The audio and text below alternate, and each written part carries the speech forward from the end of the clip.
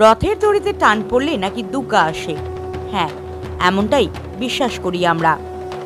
জগন্নাথ দেবের মাসির বাড়ি যাওয়ার শুভ দিন থেকেই কিন্তু বাঙালি দুর্গাপুজোর প্রস্তুতি শুরু করে দেয় জোর কদমে।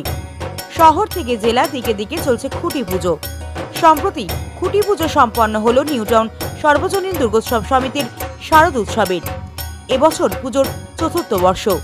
নিউ টাউনের সিটি স্কোয়ার গ্রাউন্ডে এই খুঁটি পুজোকে কেন্দ্র করে বসেছিল চাঁদের হাট। পুজো উদ্যোক্তাদের তরফে জানানো হয় যে বিগত 3 বছরের মতো নিউ টাউন সর্বজনীন তাদের চতুর্থ বছরের মাতৃ আরাধনায় অভিনবত্ব আনতে চলেছে।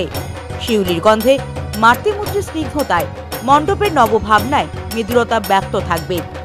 2025-এ শিল্পী রিন্টু দাসের সৃজনে যে নতুন কোনো চমক অপেক্ষা করছে তার বলার অপেক্ষা রাখে না।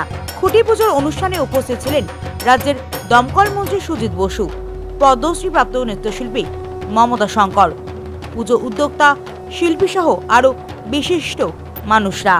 এই অনুষ্ঠানে বিশিষ্ট অতিথি প্রখ্যাত নৃত্যশিল্পী পদ্মশ্রী মমতা শঙ্করকে বিশেষ সম্মাননা জ্ঞাপন করা হয়।